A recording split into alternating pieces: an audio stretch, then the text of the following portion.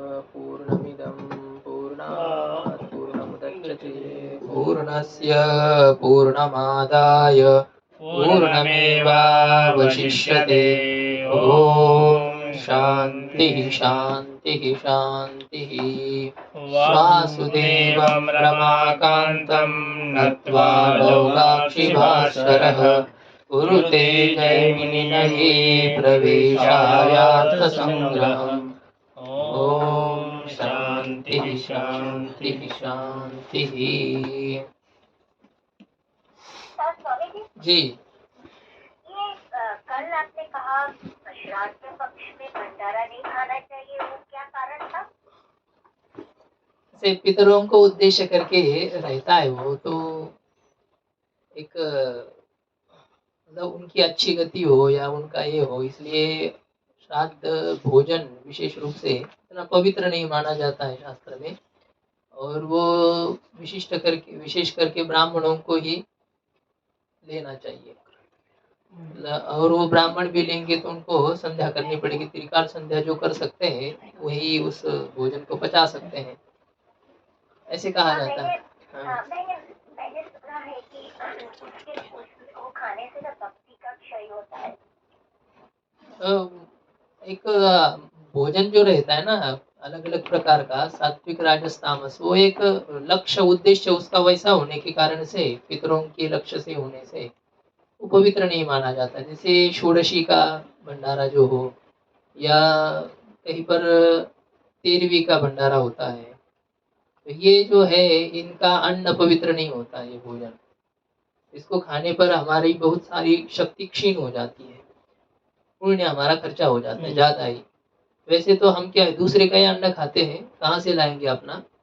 फिर भी जहाँ तक हो सके हमारा ज़्यादा खर्चा ना हो, उस प्रकार से हम बाजार में कोई चीज़ खरीदते हैं तो क्या देखते हैं, कम से कम रुपए में कौन सी चीज़ आती है, उस प्रकार की खरीदते हैं ना।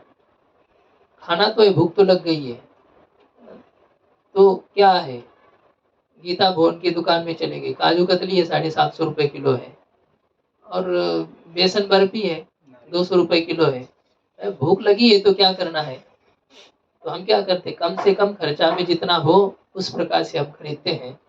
तो हम दूसरे का भोजन तो लेते हैं लेकिन जिससे हमारा कम खर्चा हो, अदृष्ट पुण्य हमारा कम लगे, तो इसी प्रकार की चीज़ों को हमें लेना चाहिए, ग्रहण करना चाहिए। प्रत्येकाची कोई ना कोई अपेक्षा रहेगी स्वामी जी।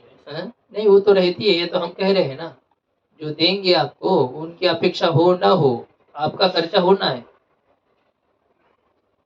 वही यही तो कह रहे हैं, आपको फल आदि खरीदने के लिए 100-200 रुपए लगते हैं, और वैसा ही कोई भोजन आपको खिला रहा है तो क्या आपको लगता है कि वैसे ही मिला वो तो आपका खर्चा हो रहा है ना, भले ही दृष्ट रूप से ये नहीं लग रहा है। ये आपको उदाहरण भी दिया था, तो आजकल फोन पे करने का जो आता है ना, तो आप हाथ में पैसा नहीं दे रहे हैं, ये फोन लगा रहे हैं वहां पर, तो क्या है आपका पैसा नहीं लग रहा है, लग रहा है।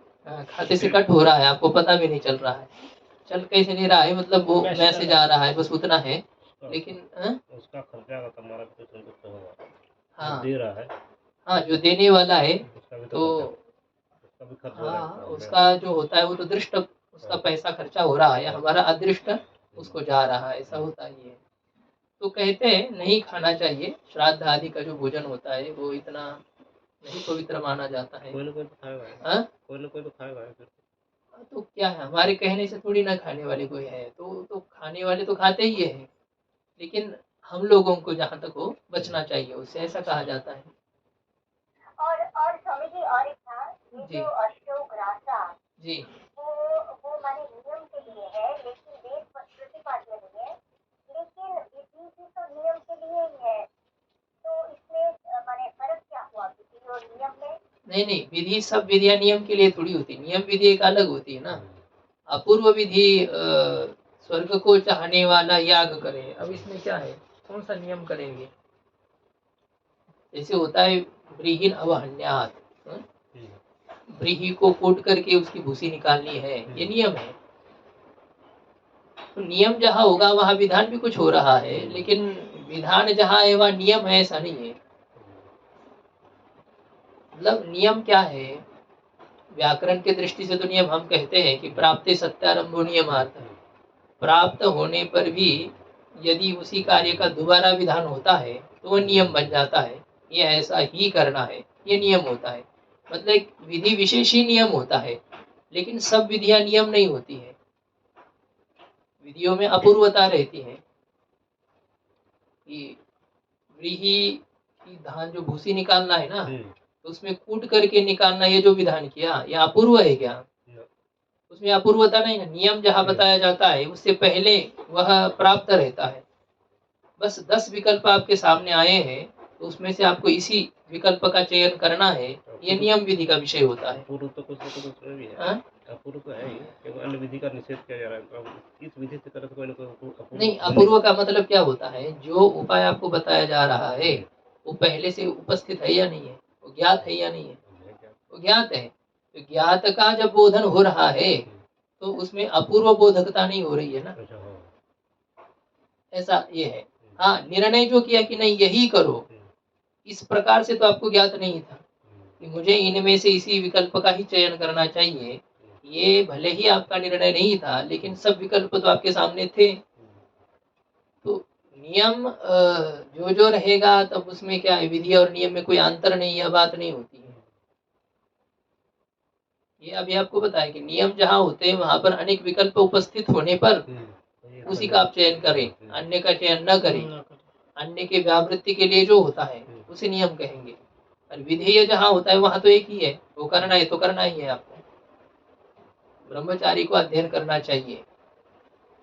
अब ये क्या हो रहा है, अब लगेगा कि ये नियम है उसके लिए, लेकिन एक अपूर्व कथन उसके लिए हो रहा है, ऐसा ये है। या तो आप घटाने के ऊपर निर्भर रहेगा कि विद्यार्थी जो है उसके सामने कर्तव्य रूप से बहुत चीज उपस्थित हो गई। हाँ, कुछ पैसा भी कमाना है, कुछ चित्रपट भी देखना है, खेलना भी है और पठन पाठन भी करना है। तो कई विकल्प जब उपस्थित हो गए, उसमें से अध्ययन भी एक उपस्थित था कि नहीं था, तो उसके लिए कह दिया कि नहीं ये बाकी को हटा दो, अध्ययन ही करो, तो नियम हो जाता है। अच्छा जी, और एक था ये जो धर्म का लक्षण हुआ जी, वेद बोधित अनिष्ट साधन साफ कत्व, तो उसमें धर्मत्व बीच में क्यों है? धर्मत्व पद है ना? नहीं, वो जो हो गया है ना, इसीलिए तो वो म छूट गया है वहां से, अधर्मत्वम, ऐसा वह है। हाँ, वेद बोधितानिष्ट साधनता कत्वम अधर्मत्वम इति अधर्म लक्षणम सिद्धम, ऐसा म छूटा है, उत्व के बाद में म होना चाहिए। 13 पृष्ठ पर टीका में नीचे से तृतीय पंक्ति में अधर्म का लक्षण किया था संस्कृत टीका में। वेद प्रतिपादित अनिष्ट साधनता वाला जो हो उसे अधर्म कहते हैं। अर्थात जो निषिद्ध कर्म है वो जितने हैं तो वे सब अधर्म कहे जाएंगे। वेद कहता है ये अनिष्ट का साधन है जी, ऐसा करोगे शराब पीने पर यह होगा, अमुक नरक में जाना पड़ेगा, ऐसा करोगे तो अमुक नरक में जाना पड़ेगा, व्यभिचार करोगे तो अमुक नरक में, चोरी करोगे तो अमुक नरक में जाना पड़ेगा। तो इस प्रकार से ये वेद के द्वारा प्रतिपादित, वेद को केवल आप उतना ही संकुचित मत करो, वेदानुसारी जो वांग्मय है उसी को भी वेद शब्द से लेना है, वैदिक वांग्मय। तो उनके द्वारा प्रतिपादित जो अनिष्ट का साधन है उसी को अधर्म कहेंगे, और वेद के द्वारा प्रतिपादित जो इष्ट का साधन है उसे धर्म कहेंगे, ऐसे। और वो सबके लिए भिन्न भिन्न रहेंगे, और कोई जो धर्म होते हैं वो सबके लिए साधारण भी होते हैं जी, सबको करना चाहिए। सत्य भाषण किसको करना चाहिए? ब्राह्मण, क्षत्रिय, वैश्य, शूद्र, गृहस्थ, वानप्रस्थ, सन्यासी, ब्रह्मचारी, सबको स्नान करना है। किसको करना है? कल सामान्य लक्षण बताया था ना आपने मनुस्मृति का। हाँ, जो उसमें सब आए थे, क्या क्या करना है। सत्य भाषण करना है, धैर्य है, फिर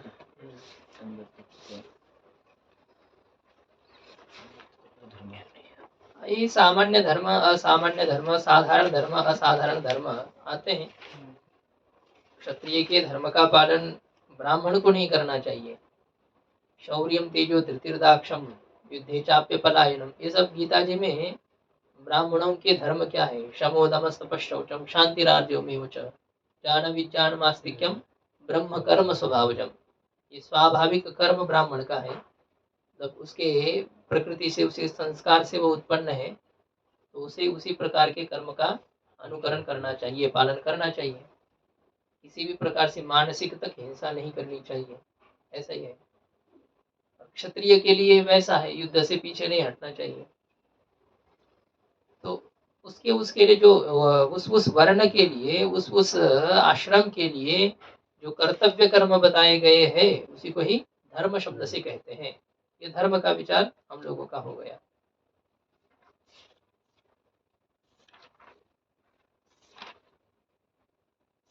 इसके बाद में यह विचार हो गया कि सूत्रकार ने जो लक्षण किया है धर्म का, चोदना लक्षणार्थो धर्म, विधि वाक्य के द्वारा ज्ञात होने वाला जो पदार्थ विशेष है, क्रिया विशेष है, द्रव्य विशेष है, गुण विशेष है, उसे धर्म कहेंगे। द्रव्य गुण कर्म तीनों स्वरूप वाला ये हो सकता है, क्योंकि आपको क्रिया में ही प्रेरित किया जाएगा ऐसा नहीं, कहीं आपका उद्देश्य द्रव्य भी होगा। आपको मतलब उद्देश्य यानी स्वर्ग आदि फल होंगे, स्वर्ग आदि को उद्देश्य करके कोई क्रिया का ही विधान होता है, लेकिन क्रिया के अंग होते हैं द्रव्य गुण, उसके बिना क्रिया नहीं संभव होगी ना। व्रीहि आदि से याग करना है तो व्रीहि का भी ग्रहण आपको करना पड़ेगा। कोई गुण का भी ग्रहण होता है, किस प्रकार के गो का दान करके शाम का सोमवल्ली का क्रयण करना है, उसमें गुण भी कभी ये होता है। तो इसलिए ये कहीं पर इन्होंने कहा है कि धर्म जो होता है वह द्रव्य गुण कर्म तीनों को भी धर्म स्वरूप कह सकते हैं, ऐसा 15 पेज 15 पेज। हाँ, द्रव्य क्रिया गुणादीनां धर्मत्वं स्थापयिष्यते। द्रव्य गुण और क्रिया इनमें धर्मत्व की स्थापना की जाएगी, ऐसा ये कहेंगे आगे। तो ये उसमें लिखा है उन्होंने कि गो दोहन जो द्रव्य है, याग आदि क्रिया है, नीचस्व आदि का गुण है, ये फल के साधन है, इसलिए धर्म शब्द के द्वारा कहे जाते हैं। तो जो फल के साधन है उसे धर्म शब्द से कहना है हमें यहाँ पर। श्रेय का ऐहिक पारलौकिक हमारे कल्याण का जो साधन है या मोक्ष का जो साधन है, उसी को धर्म शब्द से कहते हैं। तो ये द्रव्य गुण ये भी हमारे श्रेय के प्राप्ति में साधक बनते हैं जी। इसलिए इनको भी धर्म कहेंगे, ये भी धर्म कोटि में आ जाते हैं। बाकी विधान जो होगा वो तो किसी न किसी क्रिया का ही होगा, क्रिया के साधन द्रव्य गुण भले ही बने, लेकिन आपको जो प्रेरित किया जाएगा वो किस में किया जाएगा? क्रिया में प्रेरित किया जाएगा। अमुक क्रिया आप करो, या तो निवृत्त किया जाएगा, ये नहीं करें, ऐसे निषिद्ध कर्म का पालन नहीं करना है, विधि का पालन करना है। ये जो विधि निषेध वाक्य है इसी को कहते चोदना, और इसके द्वारा ज्ञात होने वाला जो पदार्थ विशेष है, वस्तु विशेष है, उसी को ही धर्म कहते हैं। तो इसमें ये शंका हो गई कि सूत्रकार के अनुसार धर्म का लक्षण वेद के एक देश परक ही हो रहा है। विधि भाग के द्वारा ज्ञात होने वाले वस्तु विशेष को धर्म कहते हैं, ऐसा सूत्रकार ने कहा। और आपने पूरे वेद प्रतिपादित वस्तु विशेष को धर्म कहा, तो ये सूत्रकार के लक्षण के साथ विरोध है। इस शंका का समाधान सिद्धांति ने किया कि सूत्रकार को भी चोदना शब्द से संपूर्ण वेद ही अभिप्रेत है, वेद में ही तात्पर्य है, क्योंकि संपूर्ण वेद धर्म का ही प्रतिपादक है। धर्म का प्रतिपादक कैसे है? वेद का धर्म में ही तात्पर्य होने के कारण से, मुख्य तात्पर्य वेद का धर्म में है। अब अवान्तर भले ही मंत्र क्या करेगा? कर्म समवेत पदार्थ का स्मरण कराएगा, तत्त देवता का स्मरण कराते हैं ना मंत्र के द्वारा। और नामधेय जब होगा तो अन्य से व्यावृत्त उसी पदार्थ का बोधक व नामधेय होगा। निषेध जब होगा, निषेध वाक्य क्या करेंगे? उसकी निंदा करके आपको वहां से परावृत्त करेंगे। उनके अपने अपने निजी सामान्य प्रयोजन होने पर भी मुख्य रूप से सब धर्म के ही साधक होते हैं।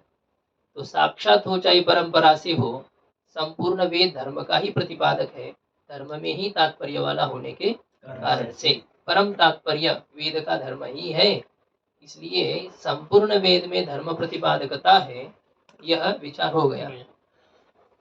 अब आगे कहते हैं सच यागादि ही, वह जो धर्म है उस धर्म का स्वरूप क्या है? यागादि। यागादि धर्म है। देखो यागादि के अनुष्ठान करने वाले व्यक्ति को हम क्या कहते हैं? धार्मिको यम, यह धार्मिक है। याग आदि करता है, पूजा पाठ करता है, भजन ध्यान करता है, तो उसको हम क्या कहते हैं? धार्मिको यम, ये धार्मिक है। तो वेद विहित जो यागादिक कर्म है, उन यागादिक कर्मों को ही धर्म शब्द से कहते हैं। जैसे यज्ञेन यज्ञमयजन्त देवास्तानि धर्माण्यासन, यज्ञ से यज्ञ की पूजा की देवताओं ने, और उसी वही धर्म हो गए। धर्म यज्ञ से यज्ञ की मतलब वहां पर याग जो है ना, याग से यज्ञ पुरुष विष्णु भगवान की पूजा की। यज्ञ शब्द का अर्थ याग है और यज्ञ शब्द का अर्थ विष्णु है। यज्ञ से भगवान विष्णु की देवताओं ने पूजा की और वही धर्म हो गया, उसी को धर्म कहते हैं।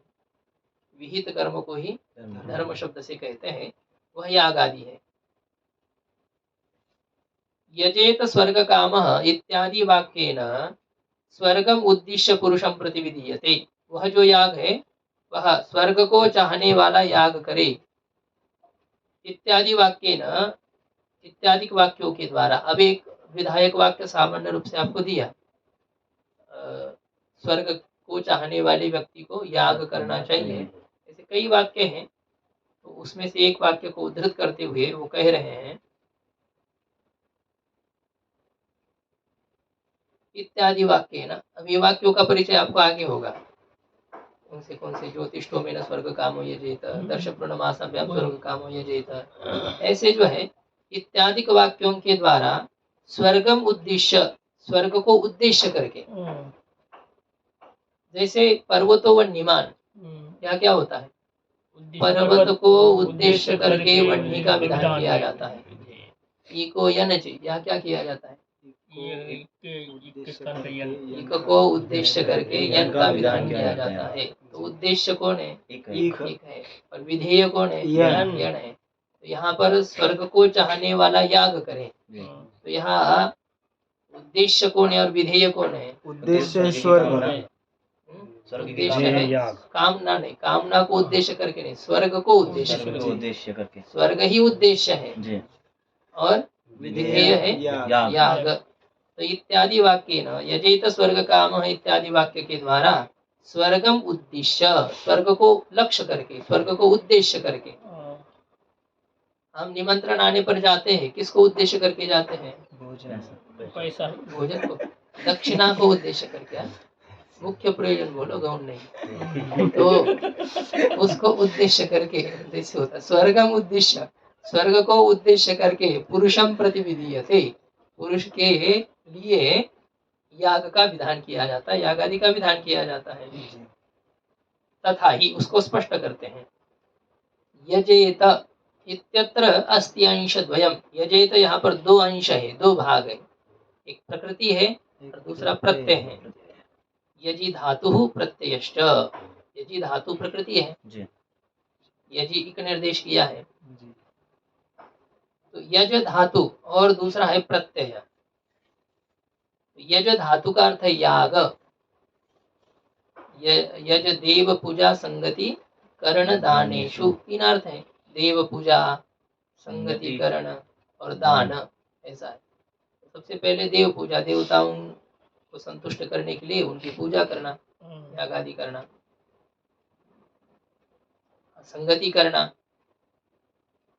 तो सभी याग के संबंधी घटा सकते हैं हम। देवताओं की पूजा करना, याग करना है कि क्या है? देवता की पूजा ही है। और संगति करना, उसके लिए सज्जनों की संगति, ब्राह्मण आदि को वहाँ उनके साथ रहना पड़ेगा कम से कम उतने काल तक। तीसरा है दान, तो वो ऐसे आपके साथ रहेंगे क्या? अपना अमूल्य समय आपको ऐसा देंगे क्या? वो उसके लिए दक्षिणा देनी पड़ेगी। तीन अर्थ है यज धातु के। तो मुख्य रूप से यहाँ पर विचार करेंगे याग, यज धातु का अर्थ है याग। और प्रत्यय, कौन सा प्रत्यय है इसमें? त प्रत्यय, लट लकार त प्रत्यय है। तो प्रत्यय में भी दो अंश होते हैं, प्रत्यय में भी दो भाग है, एक है आख्यातत्वम और दूसरा है लिंगत्वम। दो अंश होते हैं। यजेत, ये कौन सा लकार? अरे लट लकार मैंने कहा, गलत हो गया, लट नहीं है, लकार कौन सा? ये विधिलिंग लकार है, यजेत। तो जो प्रत्यय है, त प्रत्यय यहाँ पर हो गया है, तो उसमें दो धर्म है, एक लकारत्व धर्म है, दूसरा लिंगत्व धर्म है। आख्यातत्व, क्रिया सामान्य वाचकत्व आख्यातत्व, क्रिया सामान्य का जो वाचक हो उसे आख्यात कहेंगे। मतलब सकल लकारों में, सभी लकारों में जो लकारत्व धर्म है उसी को आख्यातत्व कहेंगे। क्रियाबोधकत्व, क्रियावाचकत्व, ये आख्यातत्व है। ये आख्यातत्व धर्म किस लकार में रहेगा? सभी लकारों में रहेगा। लेकिन लिंगत्व धर्म, केवल लिंगत्व धर्म सभी लकारों में नहीं रहता है। वो लिंग, लोट, तव्यत इत्यादि प्रत्ययों में ही वह रहता है। तो प्रत्यय में भी अंश द्वयम, प्रत्यय में भी क्या है? दो अंश है। अच्छा, जो गेट बढ़िया से बंद करो, बहुत बड़ा चूहा है। तो प्रत्यय में अंश द्वयम, प्रत्यय में क्या है? दो अंश है, एक आख्यातत्व अंश है और दूसरा लिंगत्व अंश है। तत्र आख्यातत्व दश लकार साधारणम, मैं बता रहे उन दोनों में आख्यातत्व जो धर्म है वो किस में रहता है? सभी लकारों में। दश लकार साधारणम, दसों लकारों में साधारण है, सभी लकारों में विद्यमान है। दशचते लकाराः, दश लकाराः तेषु साधारणम, दश लकार साधारणम, दसों लकारों में वो साधारण धर्म है। जैसे मनुष्यत्व धर्म है, किसमें रहता है? ब्राह्मण में रहता है, क्षत्रिय में, वैश्य में, शूद्र में, सभी मनुष्यत्व में, मनुष्य में रहता है, मनुष्य में है। लेकिन ब्राह्मणत्व है, सभी में नहीं रहेगा।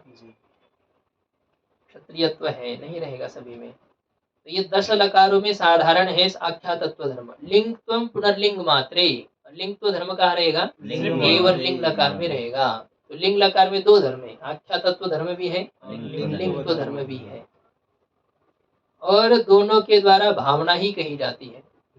लकार का जो वाच्य है ना, लकार का जो वाच्य है, अर्थ है, मीमांसा मत में भावना है।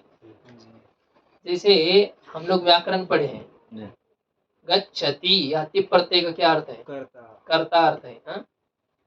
लह कर्मणि च भावे चा कर्मकेभ्यः, लकारः सकर्मकेभ्यः धातुभ्यः कर्मभ्यः धातुभ्यः कर्तरि कर्मणि च स्युः, अकर्मकेभ्यः भावे कर्तरि च, सकर्मकेभ्यः धातुभ्यः कर्मणा सह विद्यन्ते इति सकर्मकः। जो सकर्मक धातु है उनसे कर्ता और कर्म में लकार होते हैं। अर्थात लकार का वाच्य या तो कर्ता होता है या तो कर्म होता है, तो भाव होता है, ऐसा वो कहते हैं। अब यहाँ कर्तृवाच्य है, तो व्याकरण मत के अनुसार जो प्रत्यय है उस प्रत्यय का अर्थ कर्ता होना चाहिए, लकार का अर्थ कर्ता होना चाहिए। लेकिन यहाँ मीमांसक मत में लकार का अर्थ कर्ता नहीं है। नैयायिक को जब पूछते हैं ना, ये लकार का क्या अर्थ है, कहते कृति अर्थ है। क्या कहते हैं? कृतिमांश चैत्र, ऐसे कृति ही उनके मत में मुख्य अर्थ होता है। कर्ता में रहने वाली जो कृति है ना, अब कर्ता को यदि लकार का वाच्य मानेंगे तो वो कहते गौरव होता है, क्योंकि कर्ता अनेक है। कृतिमान जो है ना, कर्ता अनेक है और उनकी कृतियां भी अनेक है। तो कृति को यदि वाच्य मानेंगे, कर्ता को यदि वाच्य मानेंगे तो वाच्यता अवच्छेदक कृति होगी, और कृति प्रत्येक पुरुष में भिन्न भिन्न होने के कारण से वाच्यता अवच्छेदक में गौरव होगा। इसलिए लकार का वाच्य किसे कहना चाहिए? कृति को कहना चाहिए। अब कृति को जब वाच्य कहेंगे तो वाच्यता किसमें रहेगी? और वाच्यता का अवच्छेदक कौन बनेगा? कृतित्व बनेगा। कृतित्व कितने हैं? एक ही है। कृतित्व जाति है, वो एक ही है। इसलिए वो कहते हैं वाच्यता अवच्छेदक में लाघव होने के कारण से कृति को ही लकार का वाच्य कहना चाहिए। ये नहीं, एक उनका कथन है। तो वैयाकरण कहते हैं लकार का वाच्य कर्ता है, नैयायिक कहते हैं लकार का वाच्य कृति है, और मीमांसक कहते हैं लकार का वाच्य भावना है। ये कह रहे उभाभ्याम अपि अंशाभ्याम भावना ये उच्यते, दोनों अंशों के द्वारा, मतलब चाहे आख्यातत्वांश हो लकार में स्थित अथवा लिंग धर्म हो, दोनों अंशों के द्वारा भावना एवं उच्यते, भावना को ही कहा जाता है। भावना इसका वाच्य है। ये क्या चीज है भावना? तो इस भावना को कहना है हमको। 22 पृष्ठ पर थोड़ा सा ये दिया है। ये जब आकृति आ जाती है ना, तो थोड़े थोड़े हम वहां पर पहुंच पाते हैं, नहीं तो ये शब्द आकाश में उड़ जाते हैं। देखो क्रियापद जो कोष्ठक दिया है ना, उसमें 22 पृष्ठ पर नीचे आकृति दी है, यजेत, ये जो क्रिया है ना, ये क्रियापद है यजेत, इसमें दो अंश है, एक यजी धातु है और दूसरा प्रत्यय है, तंग प्रत्यय है, त प्रत्यय है। अब यज धातु ये क्या है? ये किसकी वाचक है? यज धातु याग। यज धातु का क्या अर्थ है? याग। धात्वर्थ कर्म विशेष, यज धातु का अर्थ है क्रिया विशेष, कर्म विशेष। और आगे जो प्रत्यय था, इस प्रत्यय में फिर दो अंश थे, एक आख्यातत्व और दूसरा लिंगत्व। अब इसमें जो आख्यातत्व अंश है उसके द्वारा भी भावना का कथन किया जाता है, और लिंगत्व अंश के द्वारा भी भावना का कथन किया जाता है। लेकिन भावना दो प्रकार की है, एक है अर्थी भावना और दूसरी है शाब्दी भावना। तो उसका विचार तो आज हमें करना है। तो जो आख्यातत्व अंश है उसके द्वारा आर्थी भावना का कथन किया जाता है, और उसी प्रत्यय में जो लिंगत्व अंश रहेगा उसके द्वारा शाब्दी भावना का कथन किया जाता है। अर्थात शाब्दी भावना सभी लकारों में नहीं रहेगी। शाब्दी भावना नाम प्रेरणा, प्रेरणा किस में रहती है? विधिलिंग लकार में, लोट लकार में, तब्यत प्रत्यय में, अनियर जो कृत्य प्रत्यय है उसमें प्रेरणा रहती है। और बाकी सभी क्रियाबोधक लकारों में आर्थी भावना तो जरूर रहती, प्रवृत्ति रहती है। चैत्र गच्छति, गच्छति क्या है? गमनानुकूल कृति करता है। तो ये जो है उसकी प्रवृत्ति जो हो रही है जाने के लिए, उस प्रवृत्ति को ही कहेंगे आर्थी भावना। उसको कोई प्रेरित करना है क्या? चैत्र गच्छति, प्रेरक यहाँ कोई होगा भले ही, लेकिन वाक्य से ज्ञात नहीं हो रहा है, वहाँ केवल प्रवृत्ति का बोधन होता है। तो पुरुष के प्रवृत्ति को आर्थी भावना कहेंगे, और पुरुष के प्रवृत्ति के प्रति कारणीभूत जो किसी की प्रेरणा है उस प्रेरणा को ही शाब्दी भावना कहेंगे। जैसे ये दो प्रकार की भावना है। जैसे चैत्र को कह दिया उसके पिता ने, मैत्र ने, गामानय, गाय को ले आओ, ऐसे कहा। तो गाय को लाने के लिए अनुकूल कृति तुम करो, ऐसा जो मैत्र का अभिप्राय है, इसकी गाय को लाने में प्रवृत्ति हो, ये जो मैत्र का अभिप्राय है, मैत्र की इच्छा विशेष है, उसी को कहते हैं शाब्दी भावना। और उसकी जो प्रवृत्ति होगी, अपने पिता के वचन को सुनकर के गाय को लाने के लिए जो चैत्र की प्रवृत्ति, उस प्रवृत्ति को ही कहेंगे आर्थी भावना। तो ये विचार अभी करना है हमें। पहले भावना शब्द का अर्थ समझना पड़ेगा, तब भावना विशेष का ज्ञान हमें होगा। सामान्य पदार्थ का जब ज्ञान होता है तो विशेष पदार्थ का ज्ञान हमको होता है। सामान्य की जानकारी पहले हमें होनी चाहिए। वेद किसे कहते हैं, वेद समझ में आ जाए तो फिर विशेष विचार करना कि ऋग्वेद यानी क्या है, यजुर्वेद क्या है, सामवेद क्या है, उनके क्या प्रतिपाद्य है, वो तो बाद में विचार होगा। पहले सामान्य को हमें समझना है। प्रमाण किसे कहते हैं, ये समझ में आने पर, प्रमाण का लक्षण समझ में आया तो फिर प्रत्यक्ष प्रमाण, अनुमान प्रमाण, शब्द प्रमाण, उसके बाद में समझ में आ जाएगा। तो वो शाब्दी भावना, अर्थी भावना, ये दो प्रकार की भावना है ऐसा कहा गया। लेकिन पहले भावना शब्द का क्या अर्थ है, तो उस भावना का विचार अभी करते हैं। भावना, भावना विचार। भावना नाम भवितुर्भवनानुकूलो भावयितुर व्यापार विशेष। भावना यानी क्या है? भवितु, भवितु मतलब उत्पद्यमानस्य, जो उत्पन्न हो रहा है, जो पदार्थ उत्पन्न होने वाला है, उस उत्पन्न होने वाले पदार्थ के भवनानुकूल नाम उत्पत्ति के लिए अनुकूल, उत्पत्ति के प्रति कारणीभूत, उत्पन्न होने वाले के उत्पत्ति के प्रति कारणीभूत भावयितु मतलब प्रेरकस्य, प्रेरक का जो व्यापार विशेष है, अभिप्राय विशेष है।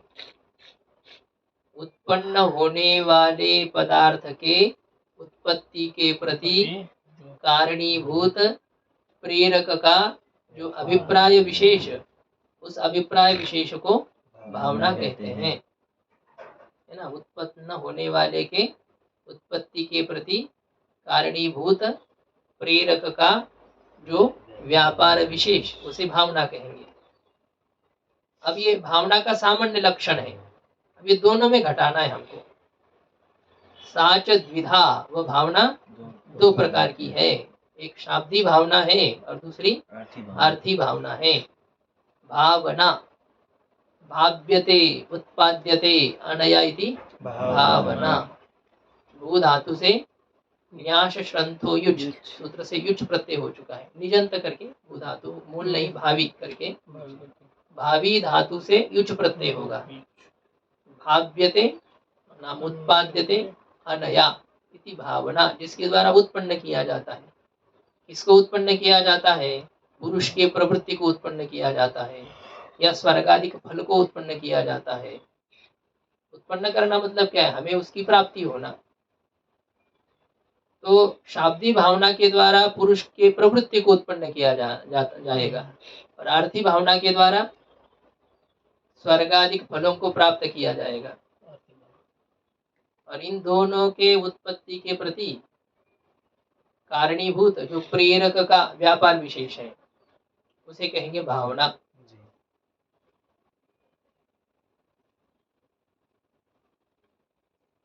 अब ये दोनों प्रकार के भावना को भी हमको अलग अलग घटाना है। एक पहले सामान्य रूप से भावना का विचार हो गया, लेकिन फिर भी ये जो है ना, टीका में थोड़ा सा 2-3 पंक्ति आपको दिखाते हैं, जिससे कि शाब्दी भावना और अर्थी भावना का भी स्वरूप हमारे समझ में आना चाहिए भावना के साथ साथ ही।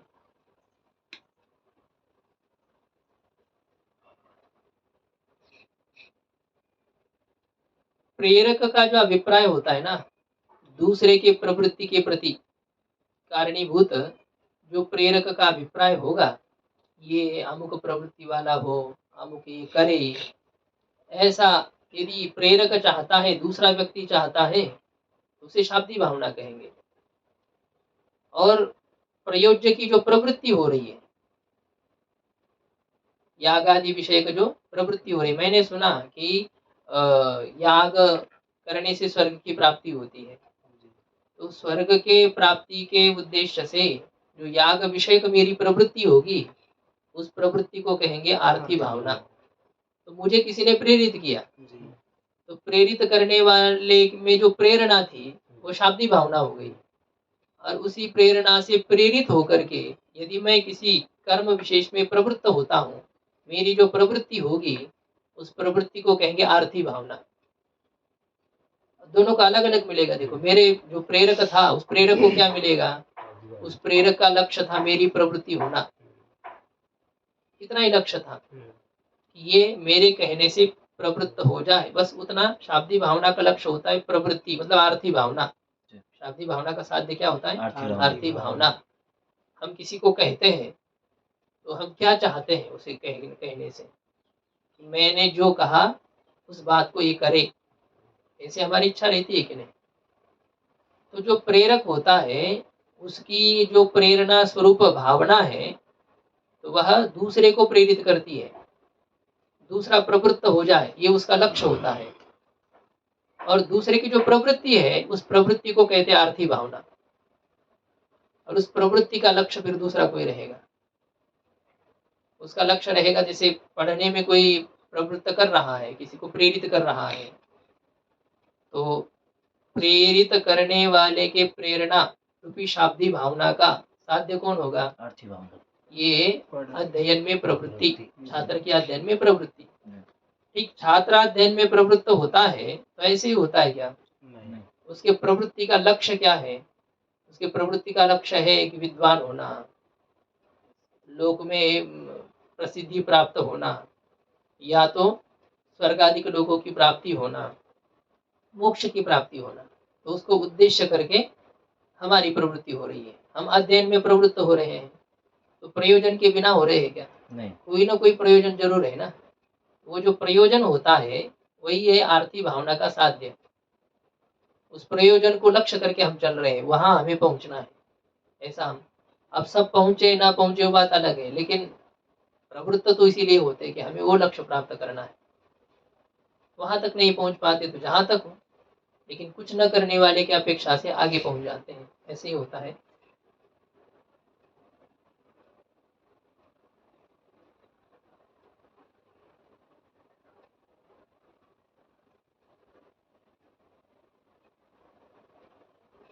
ये तृतीय पंक्ति में देखिए टीका में, उत्पद्यमानस्य ओदनस्य उत्पत्त्यनुकूलः देवदत्तस्य व्यापार विशेष भावना। उत्पन्न होने वाला जो ओदन है, भात है, अब उस भात के उत्पत्ति के प्रति कारणीभूत जो देवदत्त का व्यापार विशेष है। क्या हो रहा है? देवदत्त चावल पका रहा है। चावल पकाने में जो उसकी प्रवृत्ति हो रही है, उसकी प्रवृत्ति का लक्ष्य क्या है? ओदन को पकाना। हाँ, चावल का सिद्ध हो जाना। तो उत्पन्न होने वाला है भात, भवितुः, मतलब उत्पद्यमानस्य कस्य? ओदनस्य। ओदन का मतलब भात। और उस भात के, उत्पन्न होने वाले भात के उत्पत्ति के प्रति अनुकूल, उत्पत्ति के प्रति कारणीभूत कौन है? व्यापार। देवदत्त का व्यापार।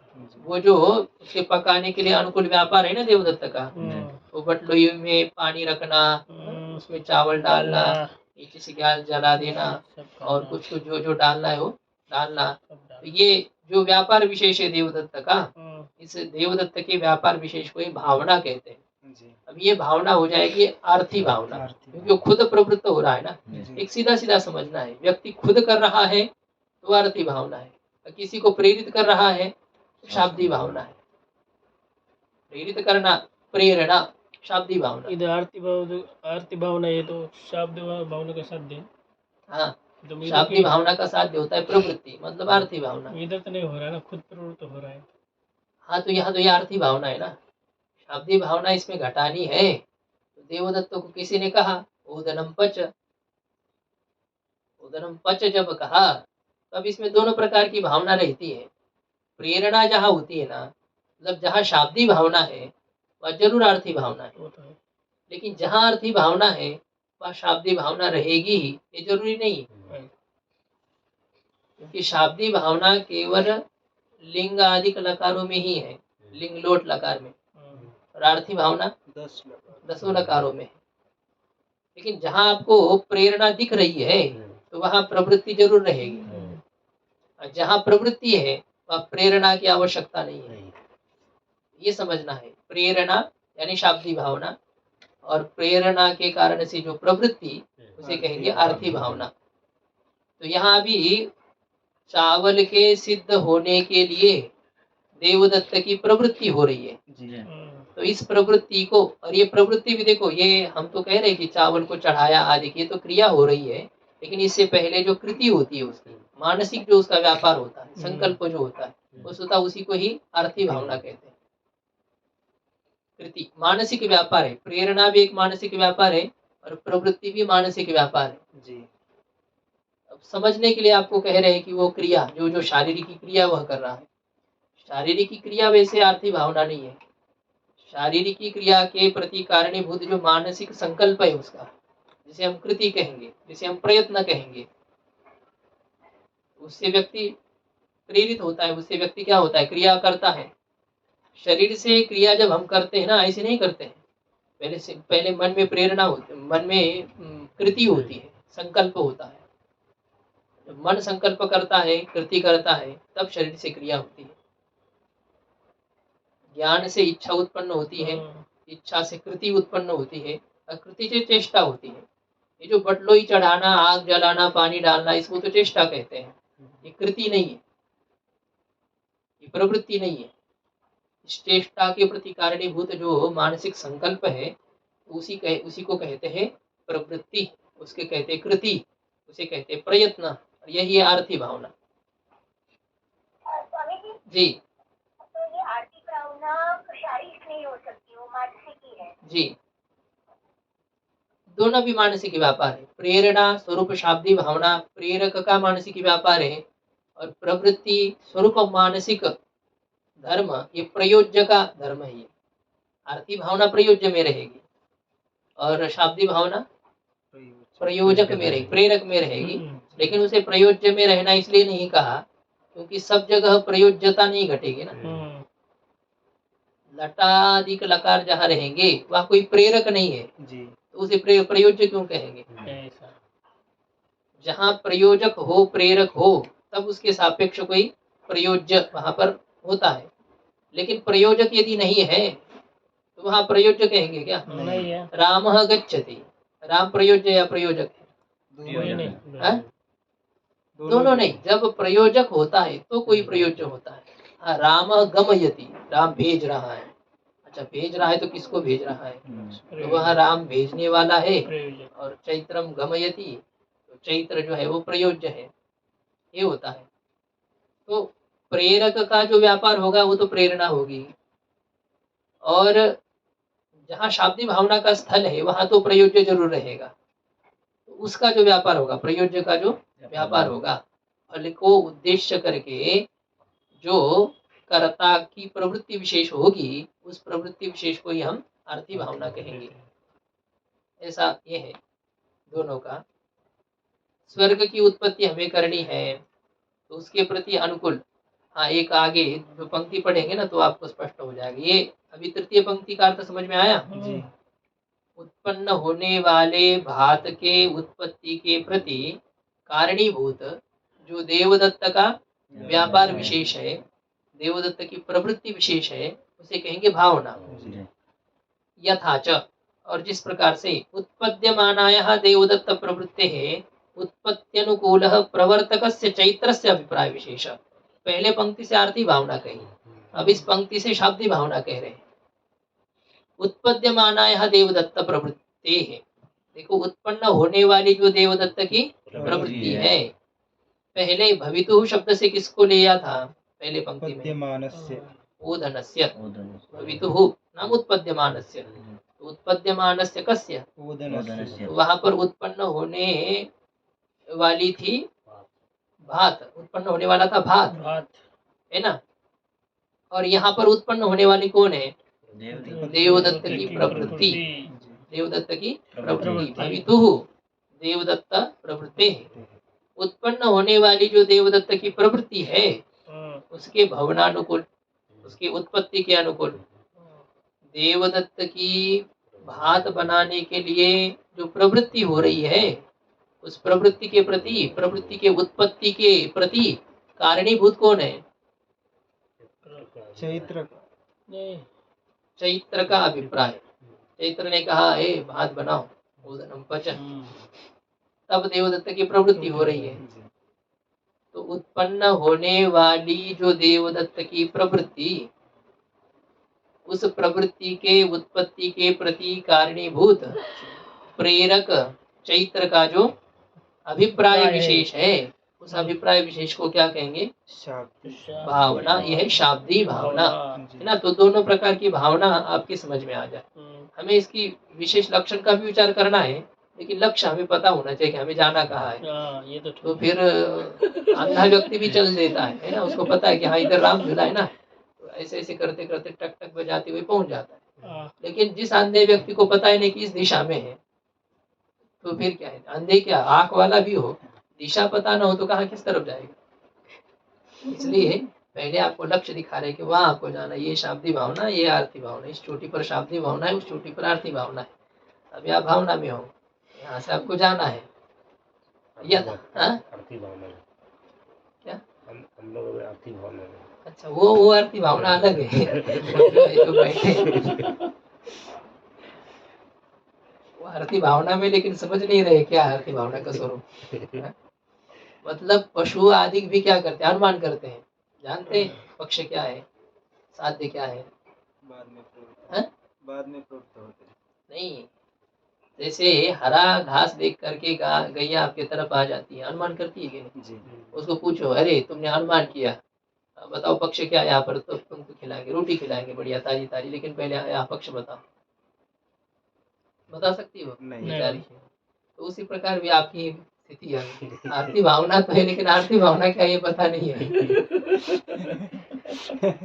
यथा वा अथवा यजेत, इसके आगे वाली एक महत्व की पंक्ति इसलिए आपको बता रहा हूँ, जिससे कि आपको दोनों प्रकार की भावना का स्वरूप स्पष्ट होगा। यजेत स्वर्ग काम, ये वाक्य है कि नहीं? है। अब इसमें दोनों प्रकार की भावना घटनी चाहिए कि नहीं? जी। शाब्दिक भावना क्या है इस वाक्य में, आरती भावना। और इस वाक्य में आरती भावना का क्या स्वरूप है, तो बता रहे हैं। इत्यत्र उत्पद्यमानस्य, उत्पन्न होने वाला कौन है यहाँ पर?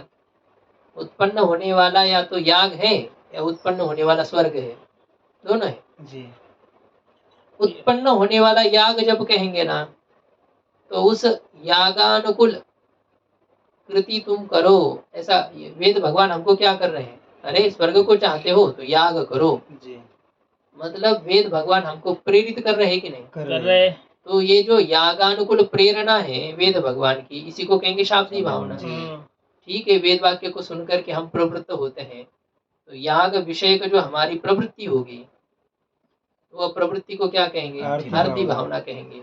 लेकिन दोनों का लक्ष्य क्या है? देखो, यजेत स्वर्ग काम, वेद भगवान के प्रेरणा का विषय है याग, याग। और वेद वाक्य को सुन करके याग करने वाला जो व्यक्ति है उसका उद्देश्य क्या है? स्वर्ग। स्वर्ग है ना? मतलब वेद भगवान प्रेरित कर रहे हैं याग को उद्देश्य करके, याग विषय प्रवृत्ति को उद्देश्य करके, और हम प्रवृत्त हो रहे हैं स्वर्ग। स्वर्ग को उद्देश्य करके। तो यहाँ उत्पन्न होने वाले कौन है? दोनों ही हैं। दोनों। याग भी उत्पन्न होने वाला है स्वर्ग भी। और और स्वर्ग भी उत्पन्न होने वाला है। शाब्दिक भावना का लक्ष्य है याग, याग। आरती भावना का लक्ष्य नाम साध्य है स्वर्ग। तो ये जो धात्वर्थ याग है अथवा स्वर्ग है, हम्म, धात्वर्थस्य स्वर्गस्य वा उत्पत्त्यनुकूलः, इन दोनों के उत्पत्ति के प्रति कारणीभूत। भूत। कारणीभूत कौन? स्वर्ग कामस्य कामोस्य। व्यापारः, स्वर्ग को चाहने वाला व्यक्ति का जो व्यापार। व्यापार है। अब ये तो हो जाएगा आर्थिक भावना में, स्वर्ग काम व्यक्ति व्यापार कर रहा है, याग विषय का व्यापार कर रहा है। लेकिन वेद भगवान जो हमको प्रेरित कर रहे हैं याग में, तो उनका भी तो कोई ना कोई व्यापार होना चाहिए ना। होना चाहिए। तो उनका क्या व्यापार है यहाँ पर? कहते उत्पद्यमानायाः स्वर्ग काम प्रवृत्तेः उत्पत्त्यनुकूल लिंग, ये जो उत्पन्न होने वाली स्वर्ग काम व्यक्ति की प्रवृत्ति है, याग विषय जो स्वर्ग को चाहने वाले की प्रवृत्ति है, उस प्रवृत्ति के उत्पत्ति के प्रति कारणीभूत लिंग लकार का जो प्रयोग किया ना वेद भगवान ने, हाँ। तो लिंग लकार में ही क्या है? वहां पर लिंग लकार ही एक व्यापार विशेष है, क्योंकि वेद भगवान अन्य लकार का प्रयोग न करके लिंग लकार का प्रयोग कर रहे हैं।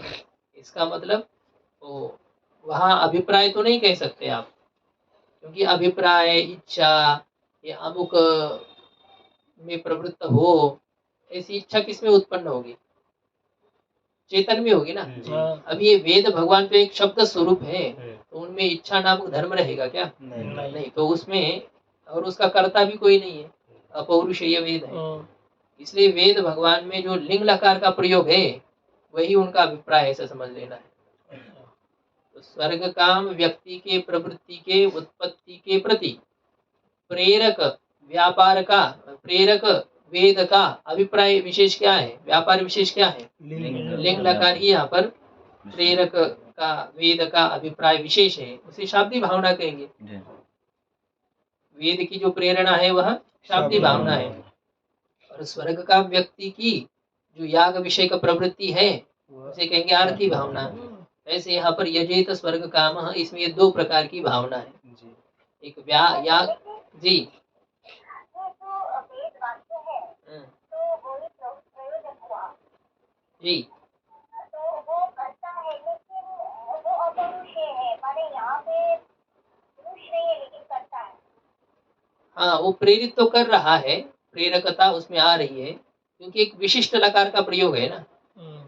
अन्य लकार का प्रयोग न होकर के लिंग लकार का प्रयोग है, उसी से ही प्रेरणा हो रही है। वहाँ कोई उस प्रकार से कराने की जरूरत नहीं रहती है, उससे प्रेरणा मिल रही है। बहुत आग जल रही है, हाँ? तो हम तो उधर ही जा रहे थे, तो आगे निकल जाएंगे नहीं, उसी के द्वारा हम एक तरह से निवृत्त किए जाएंगे या दूसरी जगह जाने के लिए प्रेरित किए जाएंगे। तो क्या वो हाथ बोली गए इधर से मत जाओ, मैं तुमको जला दूंगी? नहीं। तो कभी ऐसा होता है कि जड़ से भी हमको प्रेरणा मिलती है। वो हमको ये जो है ना, कोई हिल रहा है ऊपर वाला, कोई छत आदि है, तो हम भगेंगे कि नहीं बाहर? हाँ? तो क्या वो आपको कह रहा था बाहर निकलो? नहीं, पाठ चल रहा तो भगेंगे? भूकंप आ गया यहाँ पर, भगेंगे। हिलने लगा, हाँ? पुस्तक, मोबाइल, सब कुछ यहीं पर, हाँ? सब चले जाएंगे। तो आपको प्रेरित किया क्या उसने? नहीं। किसी ने प्रेरित नहीं किया। वो या किया भी समझ लो, उसकी इच्छा अधिक नहीं रहती है, फिर भी हम समझ लेते कि हमको कहता है कि जाओ हम तुमको समय दे रहे हैं, तो फिर कुचल देंगे। तो ऐसे ये जो वेद का अभिप्राय विशेष है वही लिंग लकार से ज्ञात होता है, वह प्रेरणा विशेष ही शाब्दी भावना हो जाएगी, और जो हमारी प्रवृत्ति होगी उसे कहेंगे अर्थी भावना। ऐसे ये दो प्रकार की भावना का विचार है। अब ये भी एक विचार करना है, शाब्दी भावना और आर्थी भावना, ये इस प्रकार से इनको क्यों कहा जाता है? शाब्दी भावना क्यों कहा जाता है? शब्दे भवा इति शाब्दी, जो शब्द में होने वाली है उसे शाब्दी ऐसा कहेंगे। वैदिक वाक्यों में जो प्रेरणा विशेष होती है ना, वो कहाँ रहती है? शब्द में ही है।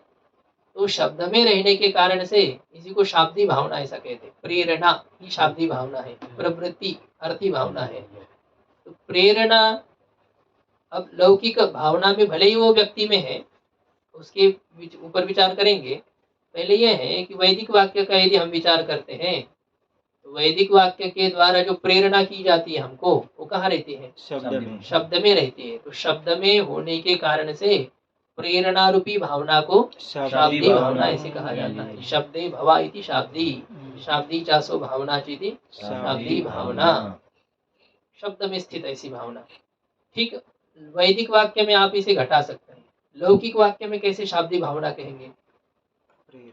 वो तो प्रेरक में रहते हैं ना, अभिप्राय विशेष जो होता है वो किसी चेतन में रहता है। तो मन, चेतन मतलब क्या? चेतन के मन में स्थित प्रेरणा रहती हो, तो शब्द में तो नहीं है। तो कहते हैं कि भले ही वो प्रेरणा वो प्रेरक व्यक्ति में है, लेकिन उस प्रेरक व्यक्ति के माध्यम से वो उसके शब्द में रहती है। उसकी प्रेरणा की अभिव्यक्ति शब्द के बिना होगी क्या? नहीं। तो उस प्रेरणा को अभिव्यक्त करने के लिए वो शब्द का प्रयोग जरूर करेगा। वैसे तो आरती भावना के लिए भी शब्द का प्रयोग होता है, लेकिन वहाँ एक जो आरती भावना का स्वरूप अभी आगे बताएंगे, आरती क्यों कहा उसको, उसका लक्ष्य अर्थ होता है, प्रयोजन होता है। शाब्दी भावना का लक्ष्य भी कोई ना कोई साध्य तो होता है, लेकिन मुख्य प्रयोजन नहीं होता है। बस केवल ये प्रवृत्त हो जाए, आपको क्या मिलेगा? हमको कुछ नहीं मिलेगा, लेकिन ये प्रवृत्त हो जाए, ऐसा ये होता है। मतलब एक तरह से दूसरे के कल्याण के लिए जो हो वो शाब्दी भावना है, और खुद के कल्याण के लिए जो हो उसे आरती भावना कहेंगे। सरल सरल समझने के लिए, हमारे गुरुजन हमें प्रवृत्त कर रहे हैं, क्या मिलता है हम प्रवृत्त होने पर उनको? शाब्दी भावना। उनको क्या मिलेगा? कुछ नहीं। उनको कुछ नहीं मिलने वाला। और हमको क्या मिलेगा? परम हमको तो जो है प्रयोजन सिद्ध हो जाएगा। ऐसा गुरुजी वेद भगवान कह रहे तो कुछ तो उनको ऐसे कैसे कहेंगे, कुछ तो उनका भी प्रयोजन हो जाएगा। नहीं, एक मैं कह रहा हूँ, ऐसे गुरुजन हमको प्रेरित करते हैं तो इसका मतलब उनको कुछ नहीं मिलता, ऐसी बात नहीं होती है। हमारी उपलब्धि उनकी उपलब्धि है। मतलब क्या है, विद्यार्थी, जिस स्कूल के विद्यार्थी, विद्यालय के विद्यार्थी कहीं दूसरी जगह प्रतियोगिता में सफल होते हैं ना, तो विद्यालय का गौरव बढ़ता है। अब विद्यालय को क्या मिला ये मत समझो, क्योंकि पारितोषिक तो विद्यार्थी को मिला, जो मिला बख्शिश किसको मिला? उसको मिला। तो विद्यालय को क्या मिला? ऐसा नहीं, विद्यालय का नाम तो हो गया ना। तो ऐसे ही किसी का छात्र यदि किसी में प्रवृत्त होकर के कोई उपलब्धि हासिल करता है, तो उसमें गुरु का गौरव नहीं होता है क्या? होता है। बड़े बड़े जितने वीर हो गए ना, तो उनके गुरुजनों की कीर्ति उनके कारण से है। ऐसे चंद्रगुप्त के जो गुरुजी है चाणक्य, तो हम उनको जानते ही कि नहीं? ऐसे तो कई पढ़ाने वाले हो गए, कई विद्वान हो गए, लेकिन उनका नाम नहीं है। लेकिन ऐसे विशिष्ट शिष्यों के द्वारा आचार्य राघवेंद्र प्रताप की गुरु और दादाजी कोंडदेव छत्रपति जी के गुरु, ऐसे जो होते हैं ना, ज्ञानेश्वर महाराज जी के गुरु जी, तो ये इन महापुरुषों से उनके गुरु का नाम ये हो जाता है। उनको क्या मिला ये ऐसा नहीं, एक सामान्य मैं कह रहा हूँ, उनका लक्ष्य ये नहीं था कि हमको कुछ मिले, उनका लक्ष्य ये था कि इसका कल्याण हो। शाब्दी भावना केवल प्रेरित करती है और आर्थी भावना जो है तो वह प्रवृत्ति स्वरूप होती है और उसका लक्ष्य रहता है कि कोई लक्ष्य, कोई साध्य है, इसको मुझे हासिल करना है, प्राप्त करना है, इसलिए वो प्रवृत्त होता है। तो शब्द में होने वाली भावना को शाब्दी भावना कहेंगे। और लौकिक वाक्य में भी आपको कहा कि प्रेरक में जो अभिप्राय विशेष है वह भी परंपरा से शब्द में ही है, प्रेरक के द्वारा वह भी शब्द में ही रहेगी प्रेरणा। और आर्थी भावना जो प्रवृत्ति को कहा है उसे आर्थी भावना क्यों कहते हैं? अर्थ शब्द का अर्थ होता है प्रयोजन, स्वर्ग की प्राप्ति, तो उसके संबंधी जो भावना होती है उसे कहते हैं आर्थी भावना। अर्थ के संबंधी, अर्थस्य इयमिति आर्थी, अर्थ प्रयोजन, प्रयोजन के संबंधी जो भावना हो उसे कहेंगे आर्थी भावना। स्वर्ग को चाहने वाले पुरुष की जो याग विषय का प्रवृत्ति है, वो प्रवृत्ति किसके संबंधी है? स्वर्ग के, मतलब स्वर्ग को लक्ष्य करके हो रही है ना वह। तो प्रयोजन के संबंधी जो प्रवृत्ति विशेष हो उसे क्या कहेंगे?